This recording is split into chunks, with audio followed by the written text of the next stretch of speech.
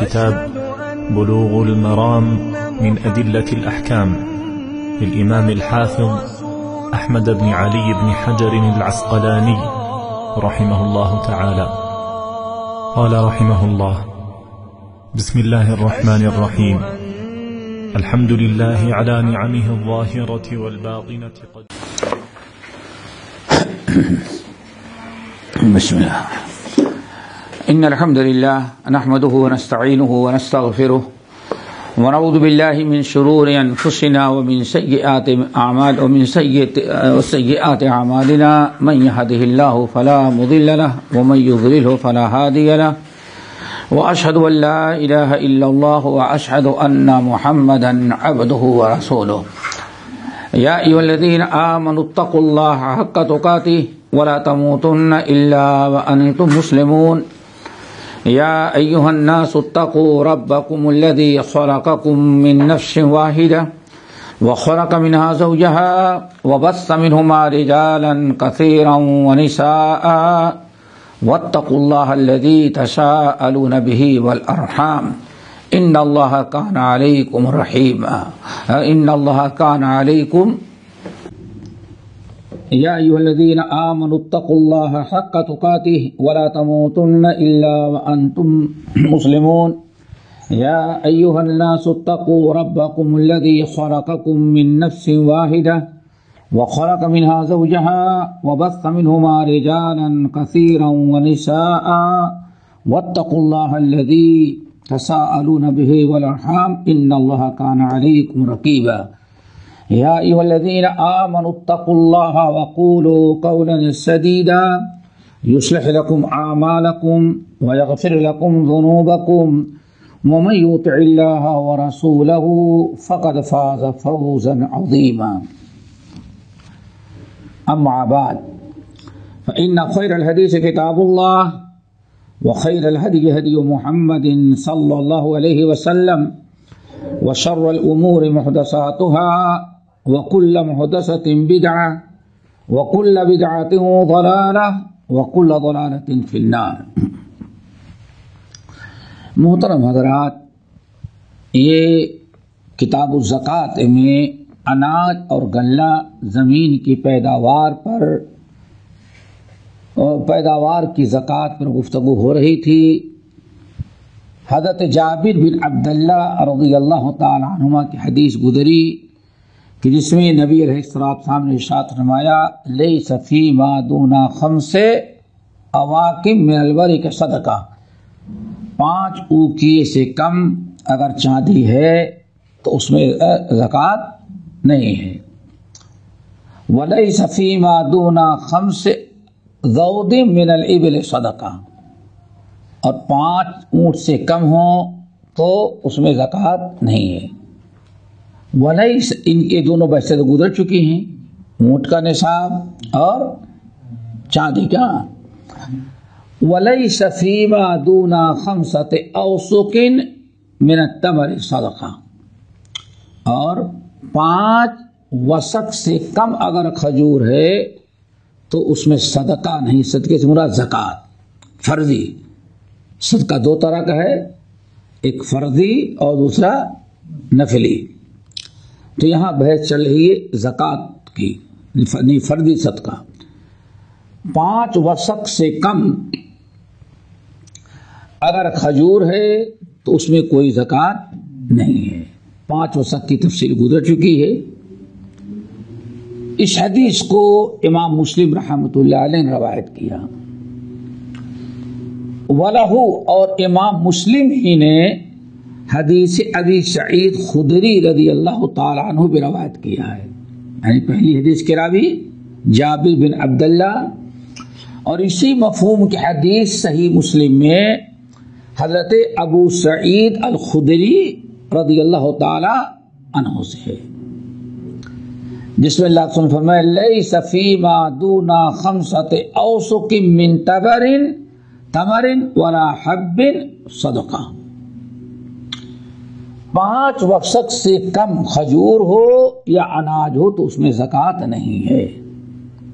دونوں حدیثوں میں فرق کیا ہے؟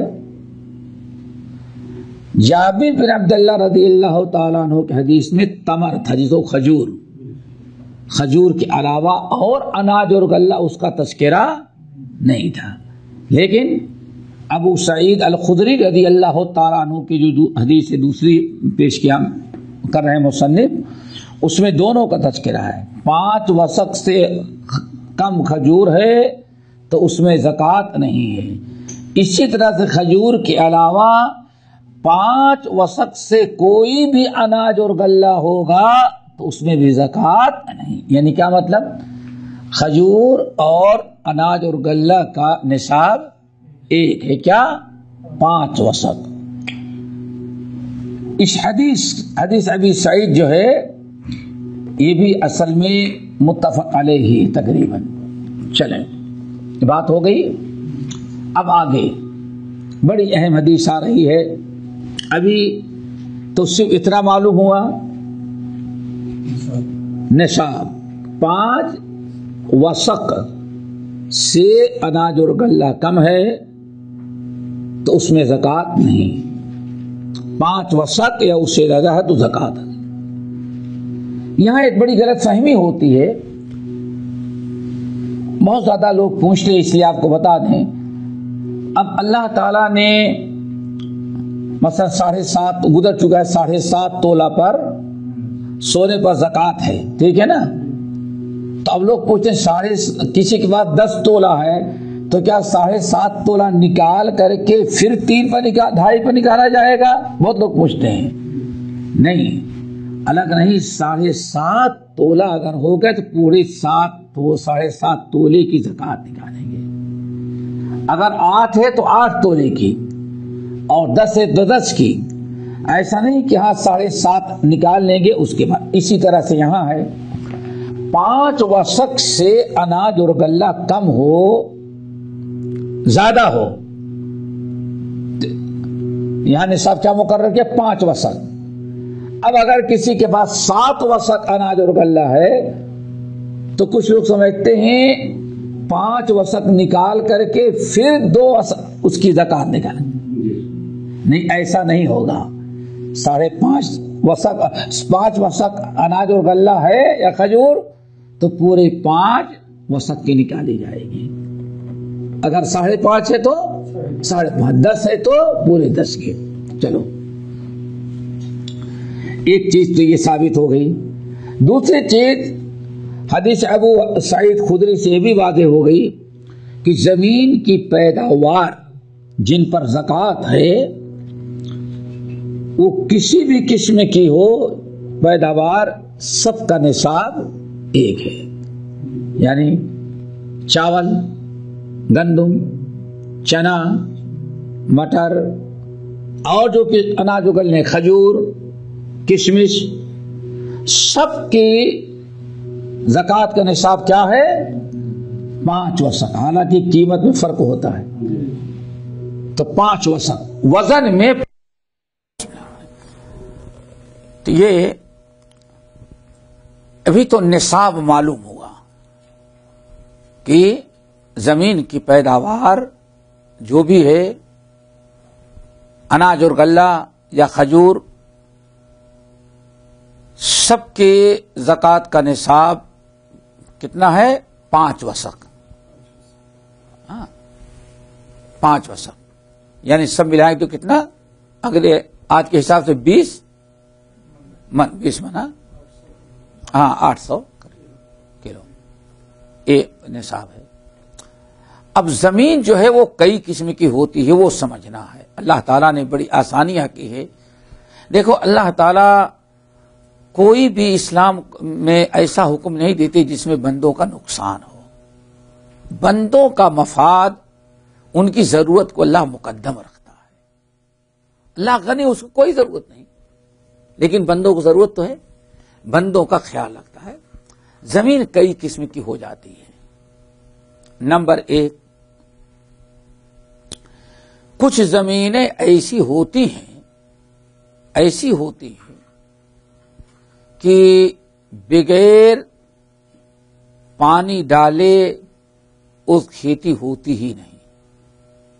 زمین کا ایک بہت بڑا حصہ ہے، آپ چاہے ٹیوب ویل کے ذریعے پانی ڈالیں یا نہر اور کیا کہتے ہیں کہیں سے اور لے کر کے آئیں پیسہ دیں، یا بہت ساری چیزیں پرانے زمانے میں لوگ مشک میں پانی لا کر کے جڑوں میں ڈالا کر، بہت سارے طریقے ہیں.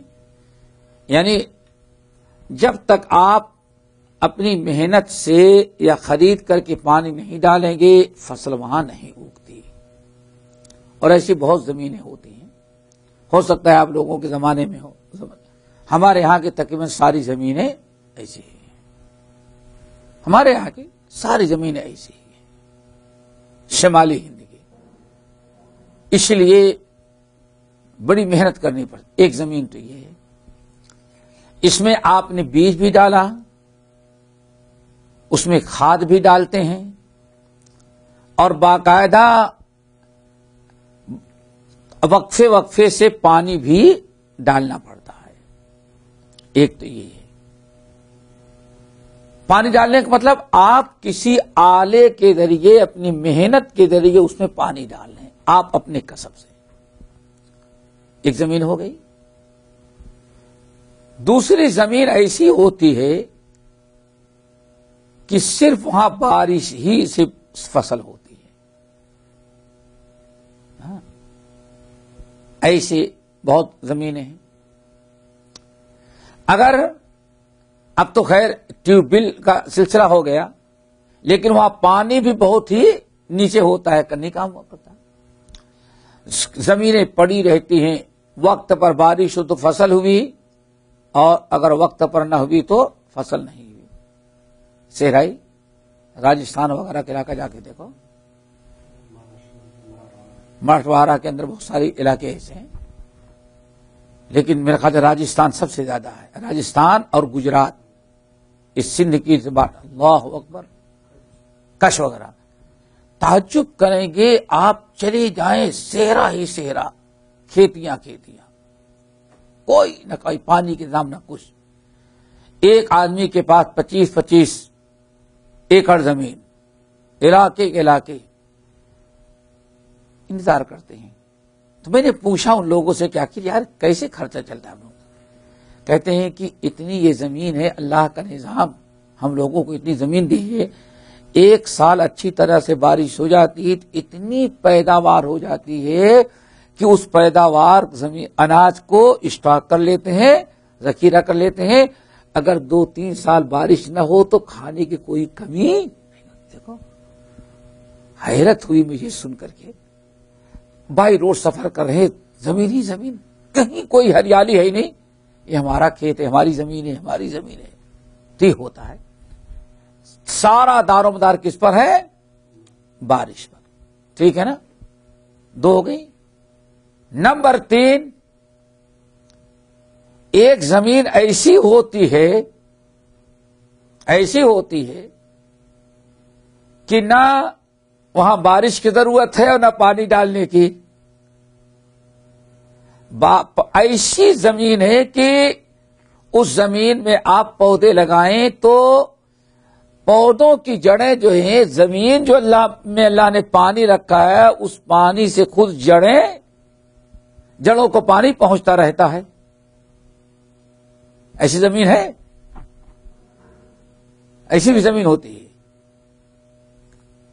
آپ نے لگا دیا ہے، پودے ڈال دیے، اوپر تو پانی نہیں ہے لیکن نیچے ایسی زمین ہے، پانی کبھی اوپر ہوتا ہے، بہت اوپر. تو آپ جو کھیتی کرتے ہیں، فصل کرتے ہیں، اس کی جڑیں آٹومیٹک وہاں نیچے کے پانی سے اپنی ضرورت بھر پانی کھینچ لیتی ہیں. ایک زمین یہ ہوتی ہے. اور دوسری زمین ہے جس کی طرف بھائی اشارہ کر رہے ہیں، ندی کنارے وہ بھی ہوتا ہے. آپ جو بڑی بڑی ندیاں ہیں، پانی نیچے چلا گیا، پاٹ برابر ہے. آپ میرا خیال ہے کبھی کبھار 1 فٹ بھی کھودے تو نیچے پانی نکل آتا ہے، کوئی بات نہیں.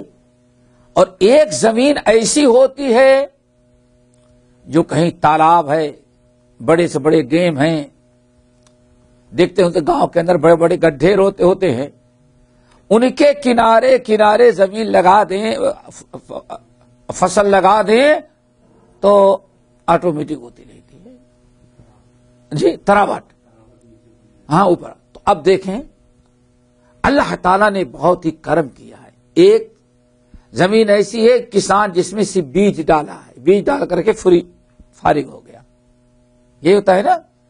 اور کچھ زمینیں ایسی ہیں بیچارہ پانی کا انتظار کر رہا ہے، کچھ زمینیں ایسی ہیں کہ انسان بیج ڈالتا ہے، پھر وقفے سے ضرورت کے لیے پانی 15 دن میں، 20 دن میں، کبھی ہفتے بھر میں کھیتی پر ہوتی زمین پر پانی ڈالنا پڑتا ہے۔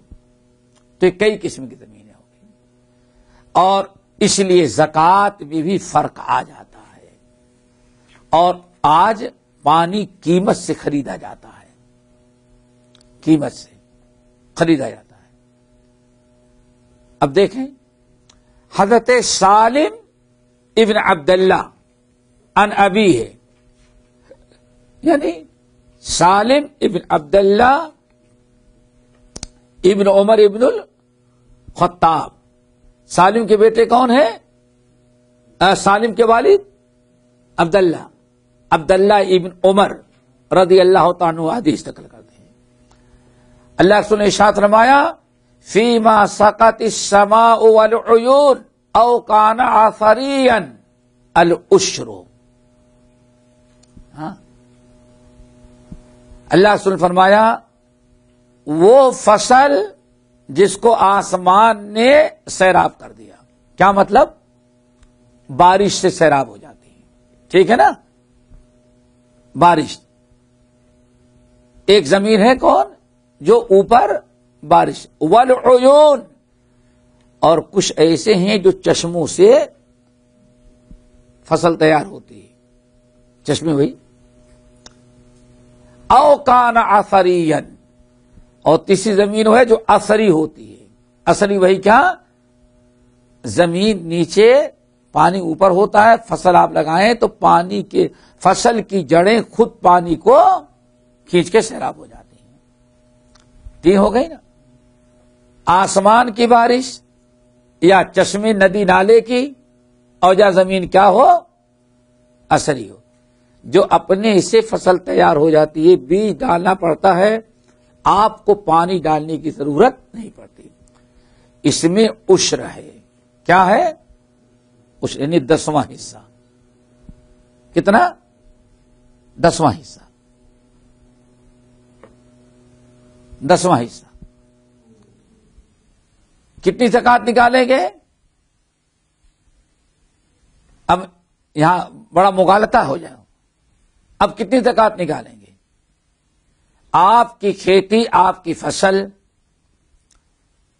پانی نہیں آپ کو ڈالنا پڑتا، پانی خود، فصل خود بخود پانی لے کے تیار ہو جاتی ہے، بارش ہو یا اثری ہو، کتنی زکوٰۃ نکالیں گے؟ اس کا نصاب وہی ہوگا کہ بدل جائے گا؟ ہاں یہی سوچ، نصاب بدل جائے گا، یعنی اب 20 من سے 2 من نکالیں گے، 2 10 ہو گیا نا، 20 من سے 2 من نکالیں گے، 18 آپ کا ہوگا اور 2 من عشر ہوگا۔ نہیں سمجھ میں آیا؟ 10واں حصہ، جو آپ نے صرف ایک کام کیا، بیج ڈالا ہے، آپ نے آپ پاشی نہیں کی ہے، تو نصاب تو وہی ہے، ایسا نہیں کہ ہاں 10 من پر بھی عشر ہے، نہیں، 20 من 5 وسق وہ نصاب وہی ہے، لیکن پرسنٹیج جو ہے وہ کم ہو جائے گا، بڑھ جائیں گے۔ اگر اپنے سے فصل تیار ہوتی ہے تو اس کا اس میں عشر ہے، کیا ہے؟ عشر، یعنی 10واں حصہ۔ تو اگر 20 من نصاب ہے تو 20 من آپ کو زکوٰۃ نکالنی پڑے، 2 من آپ کو نکالنا پڑے گا، 10واں، ٹھیک ہے نا؟ وفیما سوقیہ بالنضح، اور جو نضح کے ذریعے، نضح یعنی کسی آلے کے ذریعے پانی ڈال کر کے جو آپ فصل تیار کریں گے، پانی ڈال کر کے آپ تیار کریں گے. جیسے کنویں سے پانی نکالا جاتا تھا، اور پہلے تو دیکھے ہوں گے، شاید نہیں خیال کیے ہوں گے، ابھی اس کی ایک مثال ملتی ہے. پہلے جو لوگ آم وغیرہ کے باغات لگاتے تھے، درختوں کے باغات لگاتے تھے، تو پانی بالٹی سے برتن سے لا لا کر کے ان کے تھالے اور ان کے جڑوں میں ڈالتے تھے. اس کے لیے مزدور ہوتے تھے، پانی بھر کے لاتے تھے. پہلے کھیتیاں بھی ایسے سیکھی جاتی، کھجور وغیرہ ایسے پانی ڈالے جاتے تھے.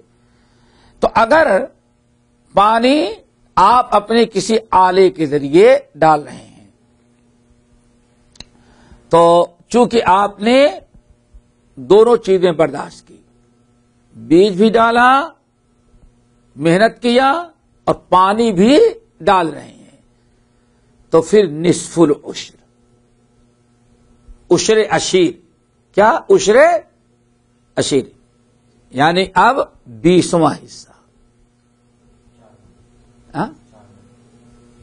20واں حصہ، 20 من پر 1 من. ہو گئی بات؟ 20 من پر 1 من. دیکھیں اللہ نے کتنا خیال کیا. اور یہ کھیتی والے سمجھتے ہیں کتنا فرق ہوتا ہے.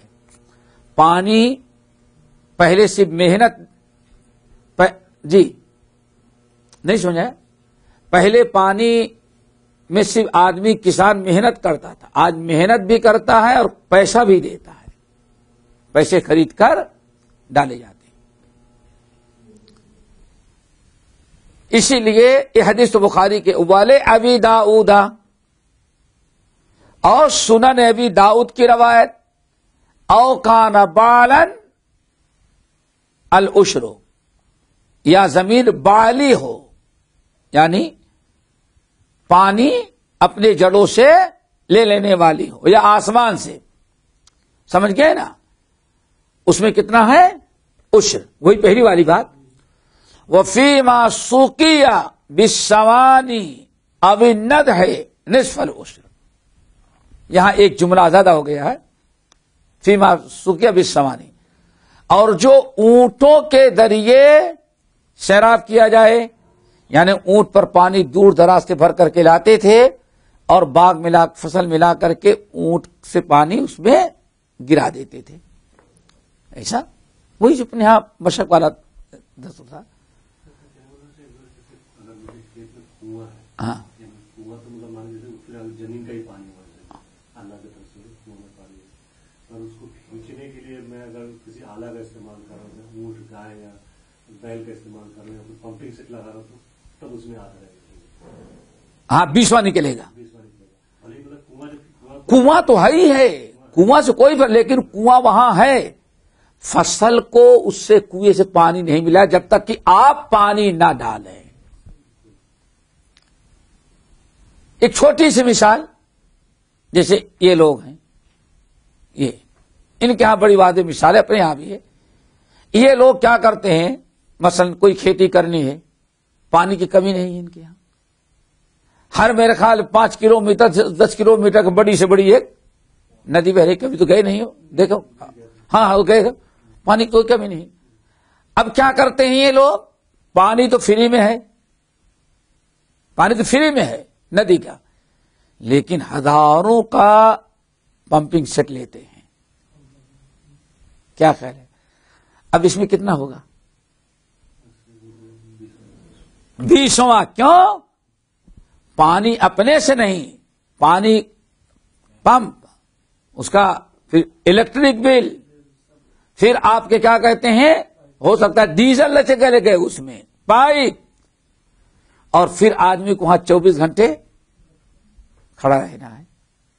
اور جب ان کا کام ہو گیا تو مشین وغیرہ کھول کر کے لے جاؤ ورنہ چوٹ اٹھا نکال لے جائیں گے. پانی تو دریا کا ہے. اور یہی ایک چیز اور یاد رکھیے گا، وہ بھی بڑا اہم ہے. ان کے ہاں وہ چیز نہیں ہے، آپ کے ہاں ہے. جن علاقوں میں آپ لوگوں کی طرح قدم قدم پر ندیاں نہیں، یہ وہ علاقے عام طور پر جو دریا سمندر سے دور ہوتے ہیں. جو لوگ سمندر کے قریب ہے، کیوں؟ دور دراز کی ساری ندیاں آ کر کے سمندر میں گرتی رہی، ندیاں زیادہ ہوتی ہیں. لیکن وہ علاقے جو ہموار ہیں وہاں ندی ہے لیکن ہو سکتا ہے دور پر ہو، اور ندی ہے تو ندی کے پانی لینے کا کوئی چانس نہیں ہے. تو وہاں کیا ہوتا ہے ان علاقوں میں، جیسے ان کے علاقے میں، آپ لوگوں کے ان کے علاقے میں وہ بڑے بڑی ندیوں سے چھوٹی چھوٹی نہریں نکالی جاتی ہیں.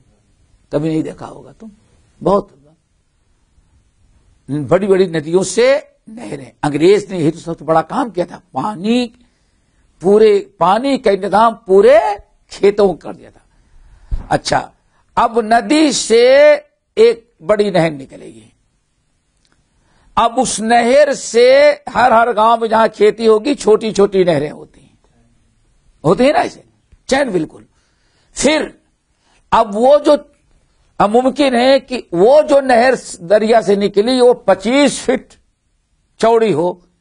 اب چھوٹی چھوٹی نہریں ضرورت کے تحت ہو سکتا ہے کہ وہ 5 ہی 10 فٹ چوڑی ہو، کبھی میرے خیال اور چھوٹی ہوتی ہیں. اب اس ندی کا پانی بڑی نہر میں، بڑی نہر سے وہ چھوٹی نہر میں.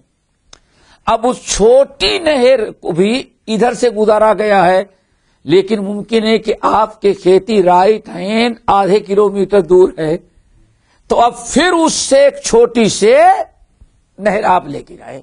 اور نہیں تو ایک برتن ہوتا ہے بڑا سا جس میں تقریباً میں سمجھتا ہوں 15-20 لیٹر پانی آئے، تو رسی باندھ کر کے ایک آدمی ادھر پکڑ، ایک آدمی ایک ادھر، تو اس پانی کو اٹھا کر کے اوپر اپنے کھیت والی چھوٹی چھوٹی نالی کے ذریعے پہنچایا جاتا ہے.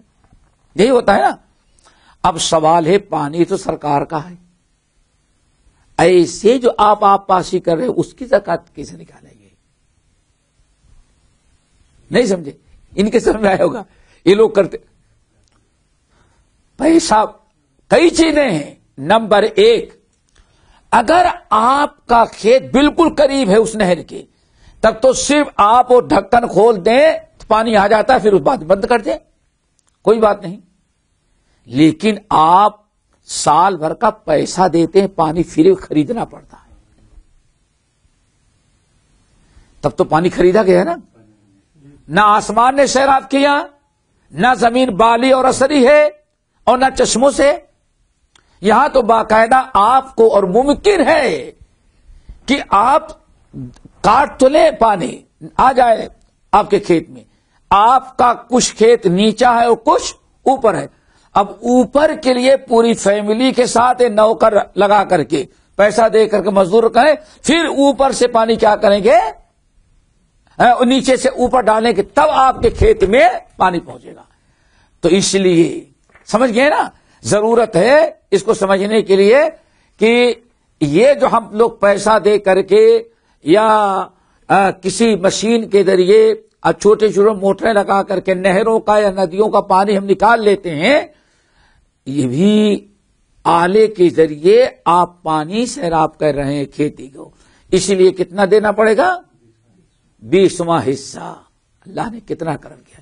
دیکھو اللہ، تم نہیں جانتے ہوں گے کہ پانی تو ندی کا ہے، لگان کم دے رہے ہیں، لیکن کبھی کبھار ان کو پوری رات سردی میں پانی میں کھڑے ہو کر کے پھر محنت کرتے ہیں، تب وہ پانی کھیت میں جاتا ہے. وہ باری لگی رہتی ہے نا، پورے گاؤں کے لوگوں کا معاملہ ہے. کوئی مغرب سے لے کر کے 12 بجے رات تک، کوئی 12 سے لے کر کے 4 بجے رات تک، کوئی 4 بجے سے لے کر کے 6 بجے صبح تک. تو یہ بہت سارے معاملات ہوتے ہیں، اللہ نے بڑی آسانی دی ہے. اب آپ اگر نہیں کر سکتے تو آپ کو مزدور رکھنا پڑتا ہے، مزدوری دینی پڑتی ہے. پانی کا بل جمع کریں، پانی دیں، اور ادھر مزدوری. تو اس لیے یہ کس میں آئے گا؟ 20 میں سے. آگے بات سمجھے؟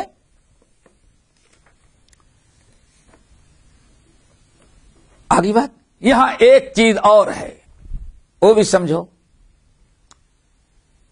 بلکہ دو چیزیں۔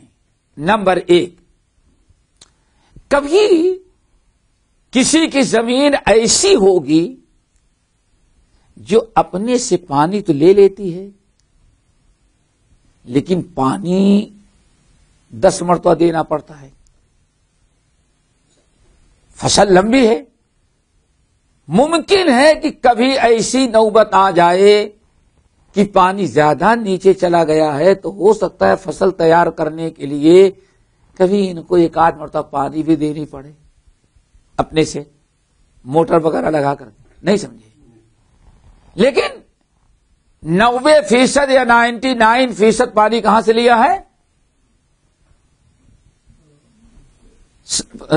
سمندر سے یا ندی سے یا چشمے سے، یعنی جڑ لے رہے تھے، لیکن ضرورت پڑی تو 2-4% ان کو ڈالنا پڑا، تو کہا جاتا ہے لِلْأَكْثَرِ حُكْمُ الْكُلِّ۔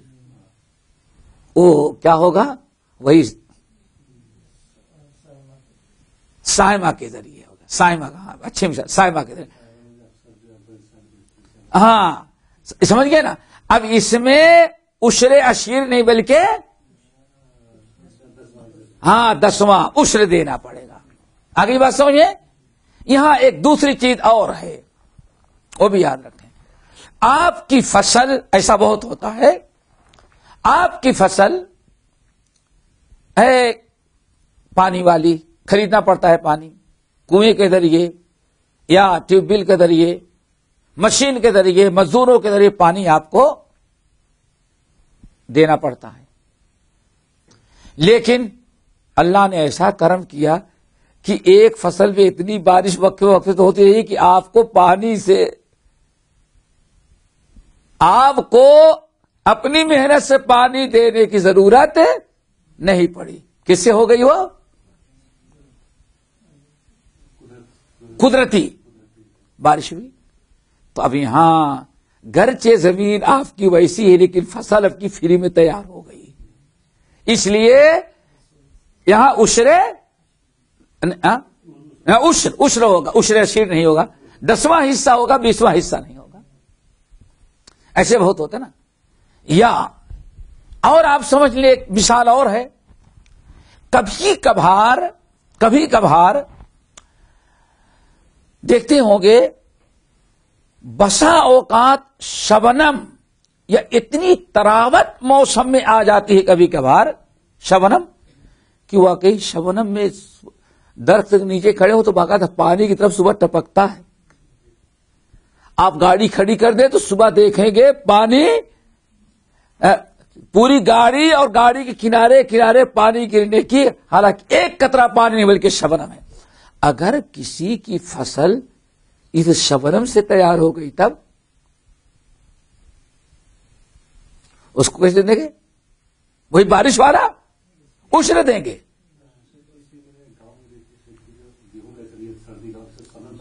ہاں گیہوں کی فصل دیکھتے ہیں وہ سب سے زیادہ گرا رہتا ہے، تو کیا کرتے ہیں ہلکا لاٹھی سے مان لیجیے 5 سے بالکل ہلکا، تو کیا کرتے ہیں وہ لوگ لے کے جاتے ہیں اور رسی سے مطلب جو ہے وہ کھینچتے چلے جاتے ہیں اندر، تو تاکہ جو شبنم جو اوپر ہے وہ نیچے جڑوں میں، ہاں دیکھو تو وہ کیا کرتے ہیں کہ ڈنڈے سے مطلب جو کھینچتے ہیں، ہاں اتنا پیڑ نہیں، پودا نہیں ٹوٹتا وہ، ہاں وہ سمجھ گئے، وہ جھڑ جائے نیچے، ہاں تو زمین تر ہو جائے۔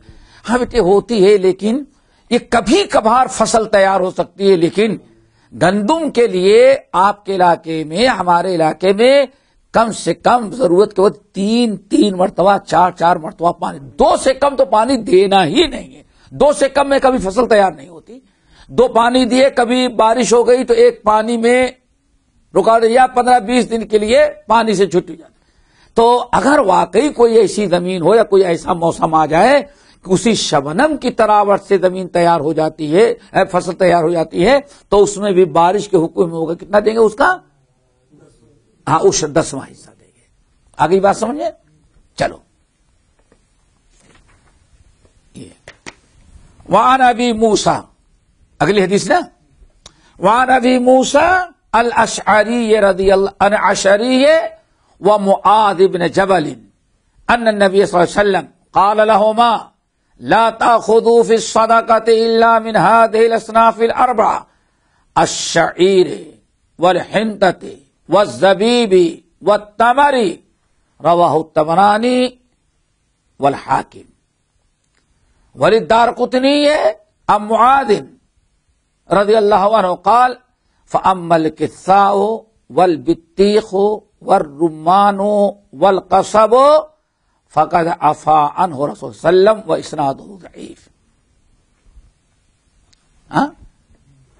ابو موسیٰ اشعری اور معاذ بن جبل یہ دونوں ایک ساتھ روایت کرتے ہیں. ان نبی صلی اللہ علیہ وسلم قال لهما اللہ رسول نے ان دونوں سے کہا، دونوں کو حکم دیا. کن کو؟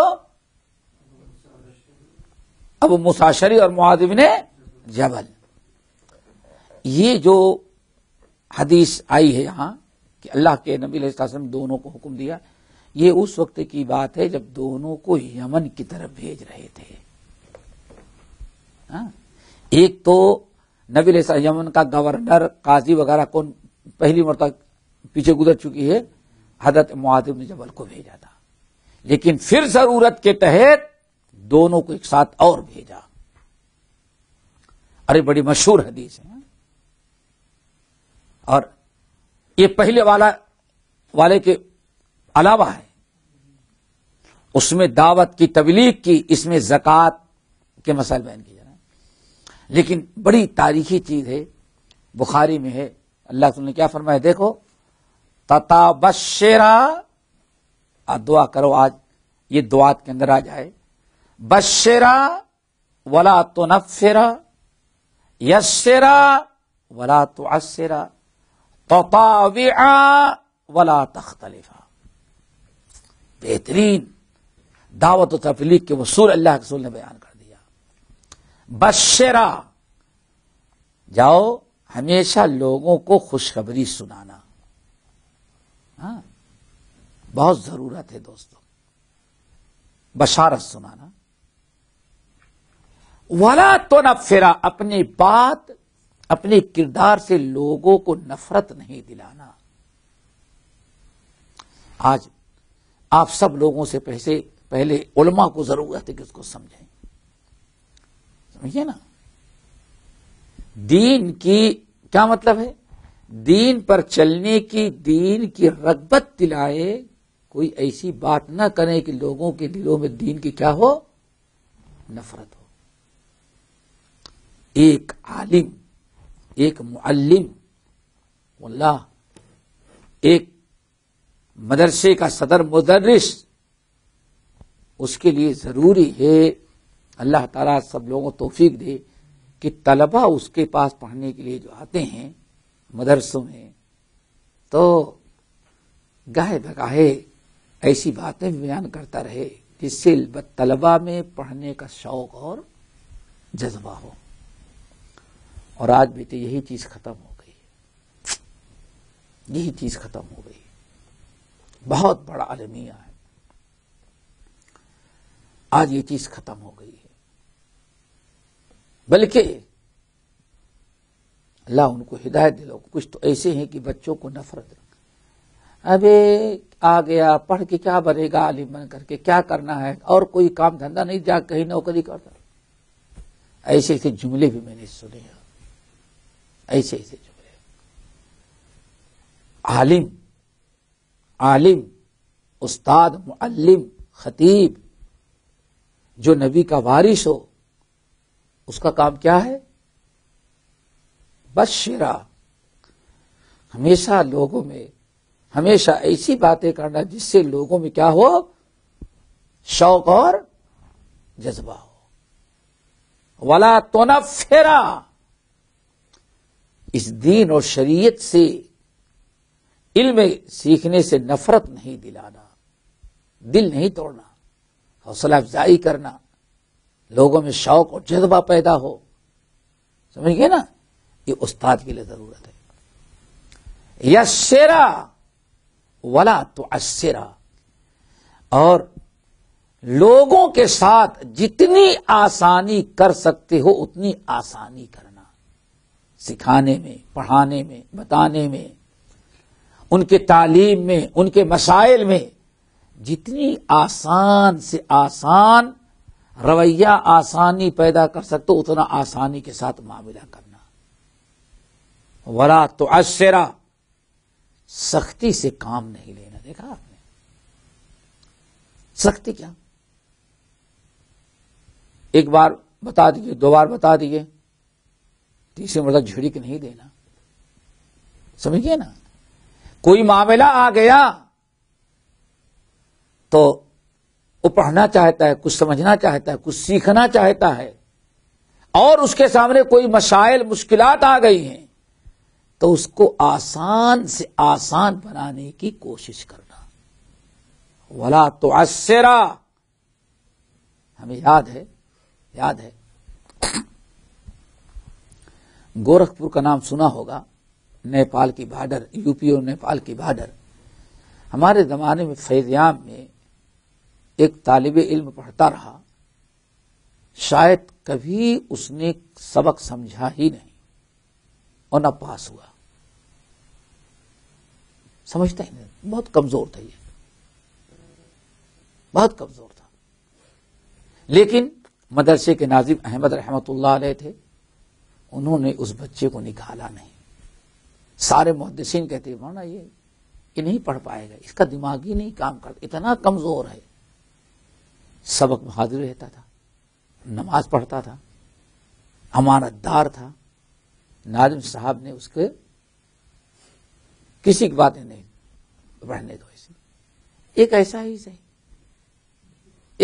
صحیح، ارے یہاں رہ کر کے کم سے کم دیکھ کر کے سمجھ، نہیں تو دیکھ کر کے تو کچھ سیکھے گا، ہاں دیکھ کر کے تو سیکھے گا۔ اللہ ناظم صاحب نے کوئی سختی اس کے ساتھ نہیں کی۔ یسرا والا تو اسرا، ہر سال 2 سال کے بعد ترقی دیتے رہے، بڑھتے رہے، یہاں تک کہ وہ لوگوں کی نگاہ میں بھائی یہ فراغت اس نے کر لی۔ دیکھا آپ نے، کچھ نہیں سمجھتا تھا ناظم صاحب نے، نہیں، لیکن حدیث پر کی ایسے لوگ آئے تو ان کی عزت کرنا، ان کے ساتھ آسانی کرنا، کوئی مشکل معاملہ ان کے ساتھ نہیں کرنا۔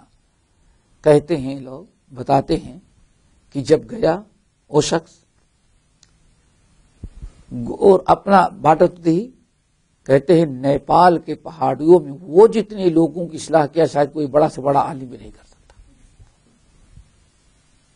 پہاڑیوں میں جہاں علماء نہیں جاتے تھے، یہ ایسے علاقے نیپال میں تھے پہاڑیوں میں کہ اگر کوئی مسلمان مر جاتا تھا تو اس کی لاش کو قبر کھود کر کے دفنا دیتے اور روزانہ انتظار کرتے تھے کوئی آدمی آئے تو کہنے بھائی اس کی جنازہ پڑھنے چاہیے، ہمارے پاس کوئی جنازہ پڑھانے والا نہیں تھا، ہم نے اس کو بغیر جنازے کے دفنا دیا ہے۔ ایسے علاقوں میں اللہ تعالیٰ نے اس کو پہنچایا۔ وہاں جانے کے بعد اتنا تو جانتا ہے کہ جنازہ پڑھنا چاہیے، بخاری نہیں سمجھ سکا، مسلم نہیں سمجھ سکا، لیکن دیکھ کر کے تو سمجھا کہ مر جانے کے بعد ایسے جنازہ پڑھی جاتی ہے۔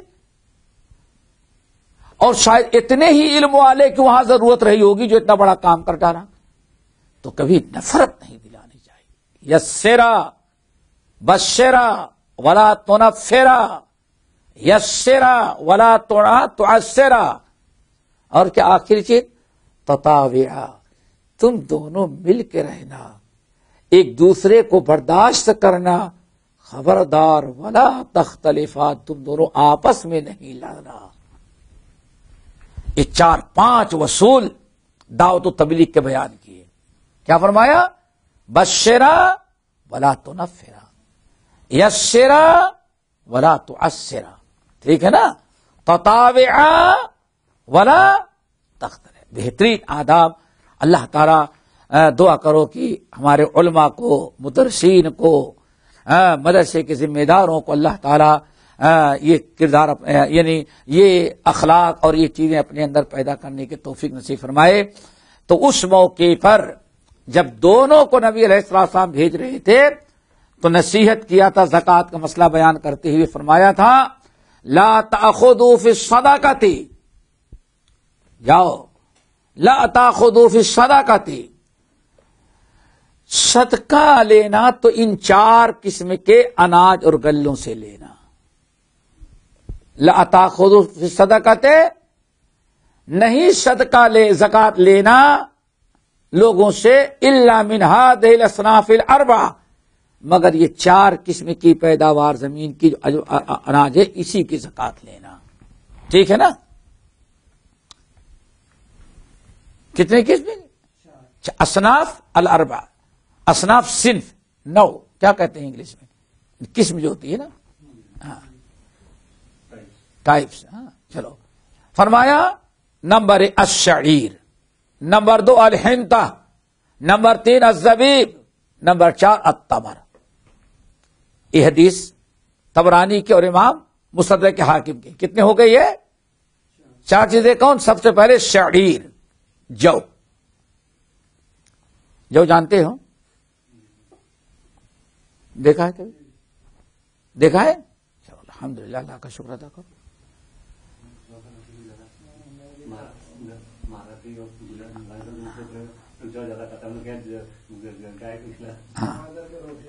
ہاں جو، شعیر، ہاں اناج اور غلہ میں کہتا ہے روٹی والی چیزوں میں سب سے ٹھنڈی چیز اور زود ہضم چیز یہ ہوتی ہے، سب سے ہلکی، اور اسی لیے ستو بھی اسی کے بناتے ہیں، بھنا کر کے ستو بناتے ہیں.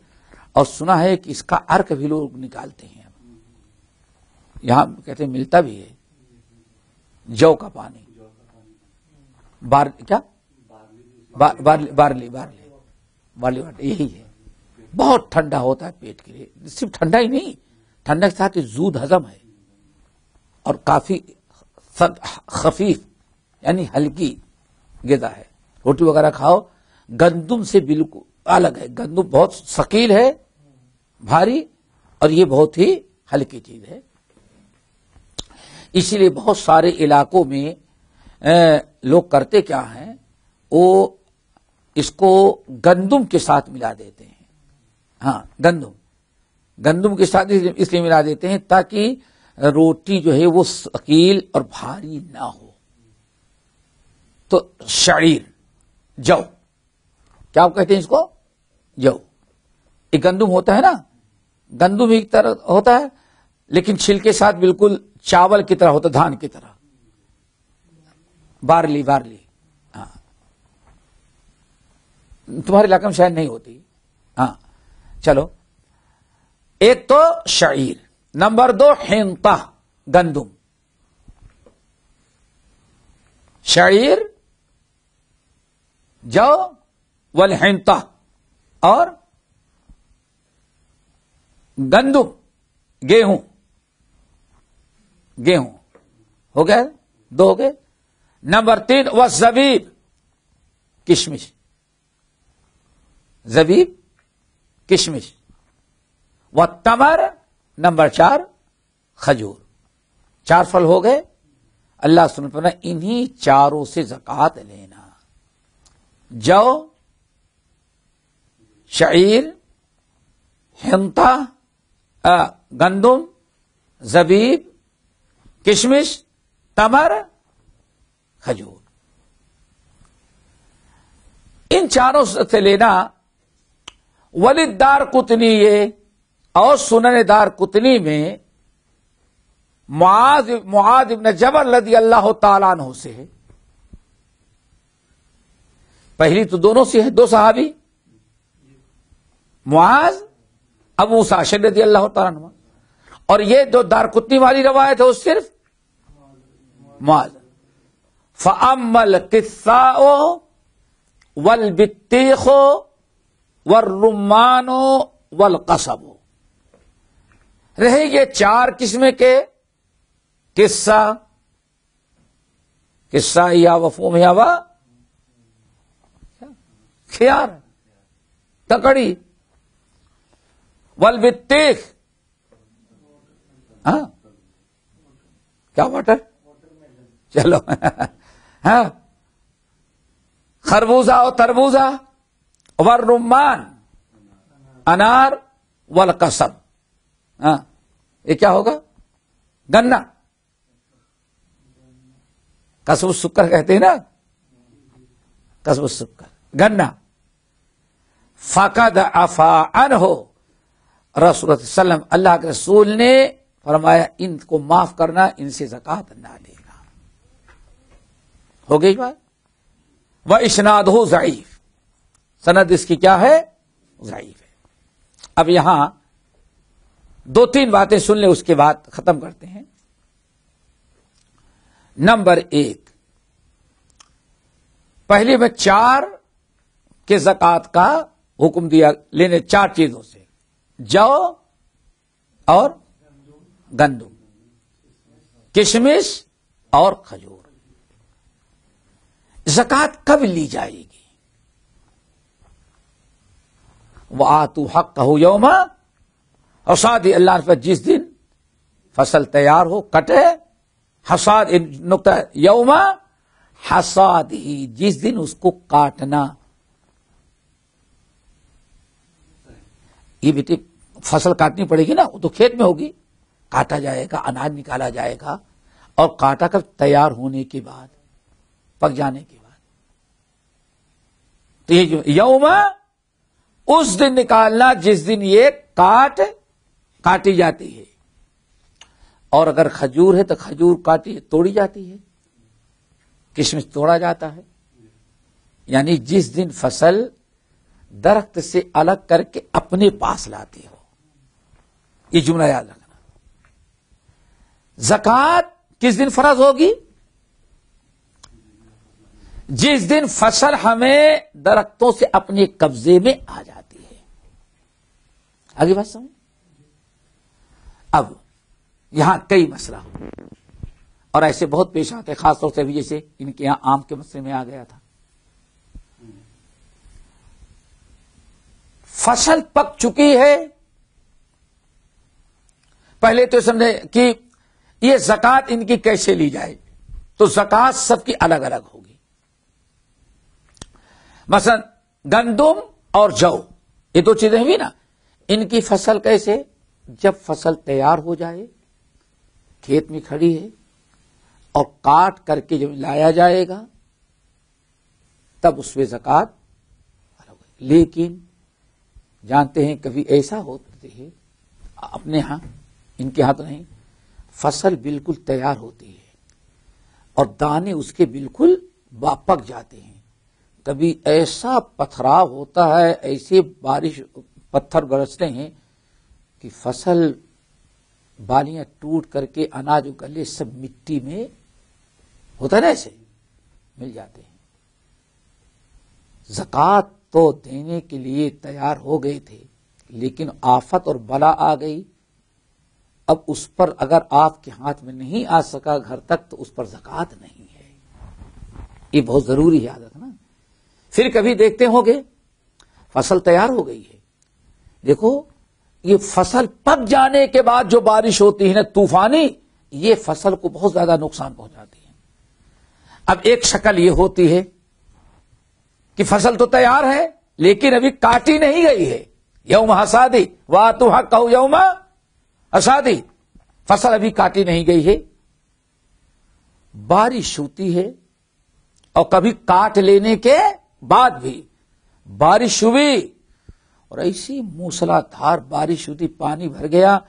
اب وہ 3-4 دن کے تک اگر دھوپ ہو جب بھی خراب ہو جاتی تو وہ جتنے بالیوں میں دانے ہوتے ہیں سب میں کیڑے پڑ جاتے ہیں، وہ سب زہریلے ہو جاتے ہیں، کڑوا ہو جاتا ہے، کڑو ہو جاتے ہیں. فصل تو ہو گئی لیکن زکات ابھی فرض ہونے کے پہلے آفت آ گئی. اب کوئی زکات نہیں سمجھے، ہمارے ہاتھ میں نہیں آ سکی نا، اور ہمارا کوئی عمل دخل نہیں. یہ اللہ رب العالمین کے نصیب میں تھا، سب ختم ہوئی. یہاں کھانے کا نہیں بچ پا رہا، اور اگر کچھ بچ بھی گیا آپ نے نکالا، چونکہ ہو سکتا ہے جہاں 40 من پیدا ہونے والا تھا، ہو سکتا ہے کہ آپ دوڑ دھوپ کریں تو اس میں 20-25 من استعمال کے لائق ہو جائے. سمجھ گئے نا؟ تو اب اگر دوڑ دھوپ کیا، آدھی فصل 20 من اب اگر نصاب کو پہنچے گی تو نکالیں گے ورنہ نہیں نکالیں گے. ٹھیک ہے نا. یہ تو کس کی زکات؟ اناج اور غلے کی، یہی جو. لیکن کھجور اور کشمش ان کی زکات کب نکالی جائے گی؟ تو آگے تفصیل آئے گی. آج اتنا سن لیں کہ انگور، انار میں تو ہی نہیں ہے، انگور سے کشمش بنتی ہے نا. کشمش، زبیب، جو کشمش اور تمر، کھجور، ان دونوں میں زکات ہے.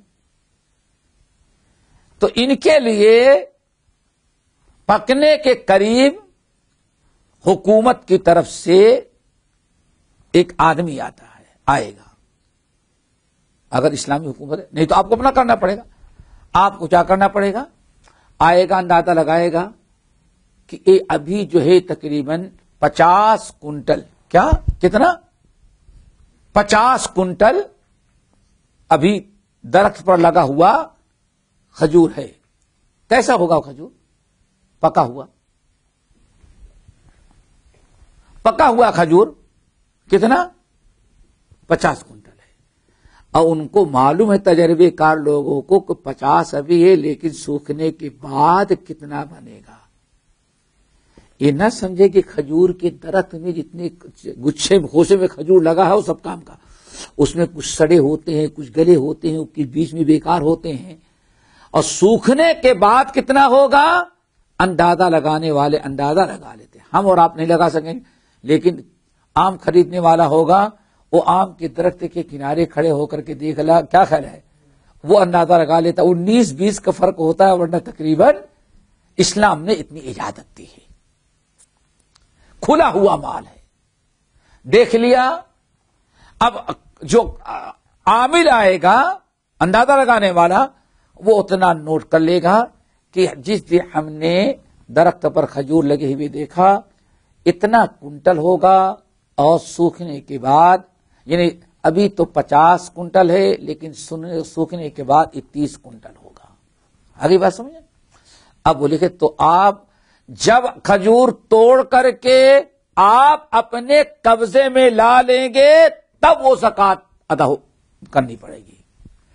اور اگر درخت سے توڑنے یا توڑنے کے بعد اپنے قبضے میں لانے کے پہلے کوئی وبا آ گئی تو پھر زکات نہیں. جیسے جو اور شعیر کا. ایسے ہی انگور کو دیکھے گا، انگور کی فصل کو دیکھے گا اندازہ لگانے والا، اور اندازہ لگا لینے کے بعد کہتے کہ سوکھنے کے بعد کشمش کتنا بنے گا، اتنے ہی کی زکات دینی پڑے گی. تو کچھ فرق ہے. زکات جو پھل کی ہے، یعنی کشمش اور کھجور، یہ درخت پر اس کا حساب کر لیا جائے گا. بعد میں تولنے کی ضرورت نہیں پڑے، وہیں فیصلہ ہو جائے گا. لیکن گندم اور شعیر، یہ اناج اور غلہ جو ہے، یہ پیدا ہونے کے بعد وزن کیا جائے گا کتنا ہے. اور وزن کرنے کے لیے سمجھتے ہیں دیہات کے لوگ، وہ برتن ہوتا ہے، اسی برتن سے ناپ کر کے یا بورے میں پیک کرتے ہیں. اس بورے میں 40 کلو آتا ہے یا 50 کلو آتا ہے، وہ سب آسان ہو جاتا ہے، کانٹے سبق تولنے کی ضرورت نہیں پڑتی. تو اس طرح سے دونوں کے زکات میں فرق ہے. وہ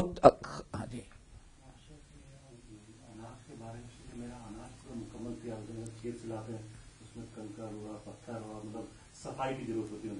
اگر ایسا وزن کریں گے تو وزن تو کیا کہ میں پورا اناج اپنے پورا تیار کر لیا تب میں نکالوں یا پھر جو دیکھو، اگر واقعی اس کے اندر اناج غلہ کیا کہتے ہیں وہ سب کی بہت گندگی رہتی ہے تو بہرحال وہ پورا صاف کرنے کے بعد، سمجھ گئے نا، اور حساب تقریباً اتنا ہی پڑے گا. صاف کرنے کے بعد کم ہو جائے گا اور صاف کرنے کے پہلے. لیکن اتنا یاد رکھنا، کتنی بھی صفائی ستھرائی ہوتی ہے اس کے اندر استعمال کرنے کے لیے جب تک اس کو اور صاف نہ کیا جائے مشکل ہوتا ہے. بس یہ ہے کہ بھوسا اور دانہ الگ کر لیا گیا اور زکات نکالنے آپ وہی کھلیان سے. ہاں بس، باقی انشاءاللہ اگلے میں اقول قولی ھذا واستغفر اللہ من کل ذنب واتوب الیہ. سمجھ میں آیا؟ ہمارے چینل کو سبسکرائب کیجیے اور بیل آئیکن کو دبانا نہ بھولیے تاکہ آپ کو نئی ویڈیو برابر ملتی رہیں۔ لائک اور شیئر کرنا نہ بھولیے۔